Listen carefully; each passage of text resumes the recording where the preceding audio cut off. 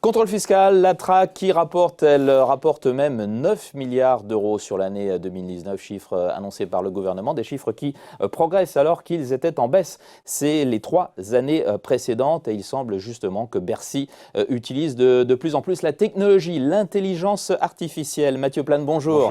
Bonjour. Vous êtes directeur adjoint du département analyse et prévision de l'OFCE. 9 milliards contre 7,7 précédemment, c'est vraiment un progrès ? Oui, c'est un progrès. Alors, ce n'est pas le chiffre le plus élevé qu'on ait atteint, parce qu'en 2015, on avait eu un chiffre qui était supérieur à ça. En revanche, on voit qu'il y a une véritable évolution dans les méthodes utilisées pour lutter contre la fraude fiscale. Et c'est là-dessus qu'on voit qu'il y a quand même des évolutions assez nettes et qui devraient, dans les années à venir, en tout cas, amener à avoir des recettes fiscales supplémentaires liées à ce contrôle-là. On le voit, hein, vous en avez parlé, hein, on reviendra peut-être dessus, oui, sur le data mining, les algorithmes. Mais globalement, il y a déjà cette question, c'est qu'on a du mal à chiffrer le montant de la fraude fiscale. On entend un petit peu tout et n'importe quoi. Hein. Voilà, on entend un peu de tout là-dessus. On mélange fraude fiscale, évasion fiscale. Voilà, et il y a eu un rapport de la Cour des comptes, en fait, fin 2019 là-dessus. C'est pour répondre à ça, en fait. Et pour répondre à ça, parce que d'abord, pour savoir combien on peut récolter, il faudrait savoir combien potentiellement il y a à récolter. Donc on entendait beaucoup le chiffre de 80 milliards, 100 milliards. Aujourd'hui, ce que dit la Cour des comptes, c'est que ce qu'on sait à peu près, c'est que du côté de la TVA, on a à peu près 15 milliards. Ça représentait la fraude fiscale, représenterait à peu près 15 milliards pour la TVA. C'est ce que dit la Cour des comptes avec l'INSEE. Et du côté de l'ACOSS, en fait, qui gère les cotisations sociales, l'ACOSS dit que ce serait plutôt de l'ordre de 8 à 9 milliards.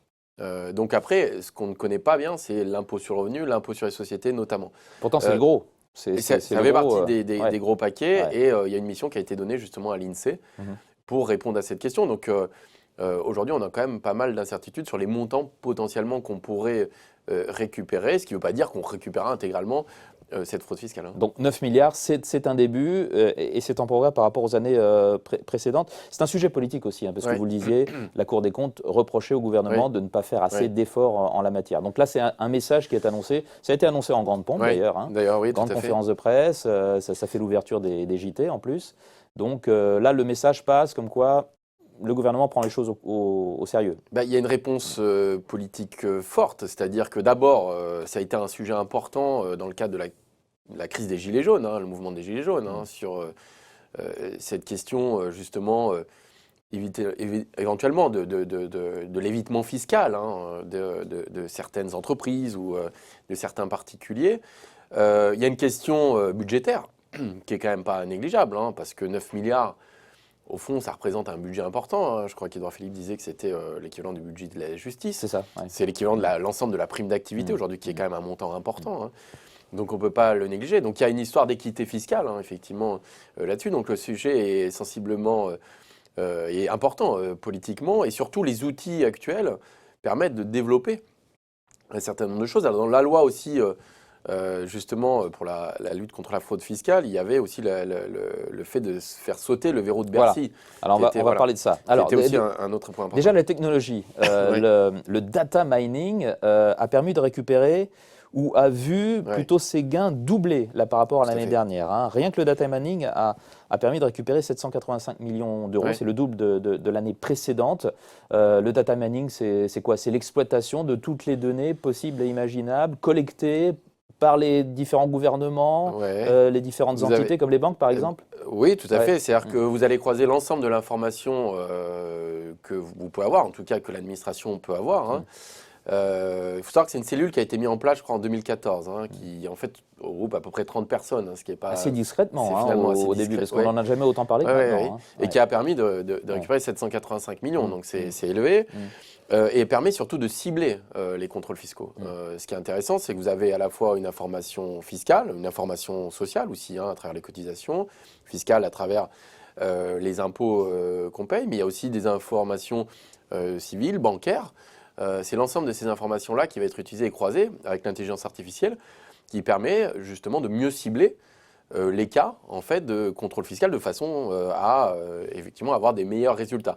Aujourd'hui, je crois que pour les entreprises, il y a à peu près 22% des contrôles fiscaux qui ont été faits à l'aide justement de ce data mining. Justement, donc c'est beaucoup plus efficace parce que si vous ciblez mieux, vous récoltez en général mieux. C'est-à-dire que vous arrivez à croiser des informations et s'il y a une incohérence, il est beaucoup plus facile de cibler. L'objectif du gouvernement est progressivement de monter à 50% en fait. Voilà, en 2022. En 2022 des ciblages, donc ça va quand même très vite. Et on voit que les montants récoltés les data mining ont quand même fortement augmenté parce qu'ils ont plus que doublé en un an. Donc c'est vraiment l'avenir de ce côté-là. Et sachant que on voit, c'est une cellule qui a 30 personnes, donc c'est rien en fait. Il y a peut-être un peu plus maintenant, je ne sais pas. Alors il y en a peut-être un peu plus, mais on voit que surtout l'intelligence artificielle permet de développer et rapporter beaucoup, sans forcément augmenter très fortement les effectifs. Les effectifs vont faire du contrôle sur le terrain, mais par contre l'information de savoir quelles entreprises ou quel particulier va être contrôlé est facilitée par ce data mining. Donc c'est le contrôle des entreprises et des particuliers aussi. On voit c'est 11% pour qu'il y a des comptes non déclarés à l'étranger, peut-être en coordonnant avec les gouvernements des Alors il y a pays. des échanges d'informations fiscales depuis 2013, notamment avec d'autres pays, automatiques sur les non-résidents. Ce qu'il faut savoir, c'est qu'effectivement le ciblage est quand même plus pour les entreprises, parce que c'est 22% des ciblages qui est fait à partir de data mining. Je crois qu'on est à 11% pour les particuliers et le 50% c'est surtout pour les entreprises sur lesquelles on a un peu plus d'informations. Il faut savoir qu'on a 37 millions de foyers fiscaux, 5 millions d'entreprises et on a des informations, enfin en tout cas l'administration a des informations importantes autour de l'ensemble de ces cas. Donc oui, c'est clairement une avancée pour les contrôleurs fiscaux. Et ça évite de faire des contrôles aléatoires qui peuvent embêter aussi des entreprises ou des particuliers ou des gens qui n'ont rien à se reprocher, absolument. Cet assouplissement de la loi de 2018 là, sur le verrou de Bercy, qui est assoupli, qui n'a pas complètement sauté, mais qui est assoupli, ça permet quoi Bercy avait un monopole en fait sur les gros dossiers de fraude fiscale. Sur les actions à lancer. C'était au-delà de 100 000 euros potentiellement. Sur les actions à lancer, donc Bercy avait cet arbitrage possible de mener ou pas les actions contre des fraudeurs fiscaux, des gros montants. Et quel problème ça posait? Il y avait trop de pesanteurs D'abord, il y avait quand même une forme d'opacité. Et là, en fait, c'est la justice qui récupère. Il y a peut-être des petits arrangements qui se faisaient sur des gros dans dossiers, la coulisse. on imagine. Suite à l'affaire Cahuzac, d'ailleurs, ça a été quand même un des gros éléments. Donc c'est vrai qu'aussi, en termes de transparence et de justice, le fait que le verrou de Bercy est sauté fait que, les gros dossiers sont transmis automatiquement au parquet. Ce qui fait qu'on n'a plus ce monopole de Bercy sur ces grosses informations. On ne connaît pas les montants au final qui ont été récupérés grâce, ou en tout cas liés au fait qu'il n'y ait plus ce verrou de Bercy. En tout cas, le nombre de dossiers a quasiment doublé depuis en un an. Il semble que la prochaine étape, c'est quoi? C'est de scruter les réseaux sociaux. Ça, l'intelligence artificielle n'est pas forcément prête pour ça. Non, elle n'est pas forcément prête. On voit qu'on vit dans un monde où il y a beaucoup d'informations numériques. Et forcément, vous pouvez, de façon assez évidente, avec l'intelligence artificielle, en croiser de plus en plus de ces informations, ce qui rend assez plus évident, en tout cas, les cas de fraude. Mais là, c'est regarder des photos, des gens qui postent des photos qui, par exemple, disent ne pas être résidents en France. Oui, tout à fait. Et qui postent des photos qui sont bien souvent prises en France. Ça peut mettre la puce à l'oreille, mais alors pour vérifier tout ça, pour vérifier tout ça, mais en fait, on voit bien que de ce côté-là, il y a des grandes évolutions, en tout cas technologiques. Et on voit que les montants en jeu sont importants, parce qu'on parle de milliards d'euros. En tout cas, on voit bien que l'avenir du contrôle fiscal passe plutôt par cette intelligence artificielle. Qui va se sophistiquer encore plus, et être encore plus efficace. Et qui fait qu'il sera de plus en plus difficile de passer entre les mailles du filet. Il paraît qu'il y a la bonne vieille méthode aussi des indicateurs. Le déplafonnement des primes données aux indicateurs. Donc il y a véritablement tout un système qui est mis en place et qui fait que finalement, on ne pourra plus du tout échapper à ce genre de contrôle. Alors, les plateformes aussi d'économie collaborative, genre Airbnb, vont être surveillées aussi de très près. Oui, alors c'est déjà un peu le cas quand même.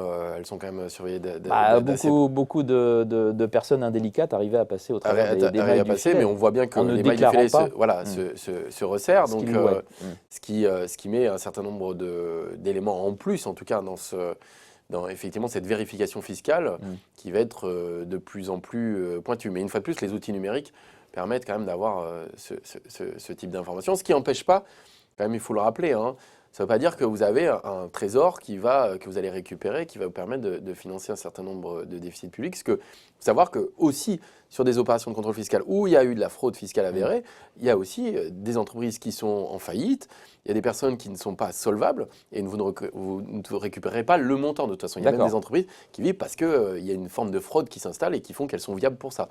Une fois que ce contrôle est détecté ou que la fraude est détectée, elles se retrouvent en situation de faillite. Donc il faut bien avoir ça en tête aussi, c'est que les outils numériques, les échanges d'informations permettent de mieux cibler, ce qui ne veut pas dire pour autant que les montants récoltés grâce aux contrôles fiscaux vont exploser. Il y a ce qui est récupérable et ce qui est récupéré. Merci beaucoup Mathieu Plane d'avoir été avec nous, directeur adjoint du département analyse et prévision de l'OFCE. À bientôt.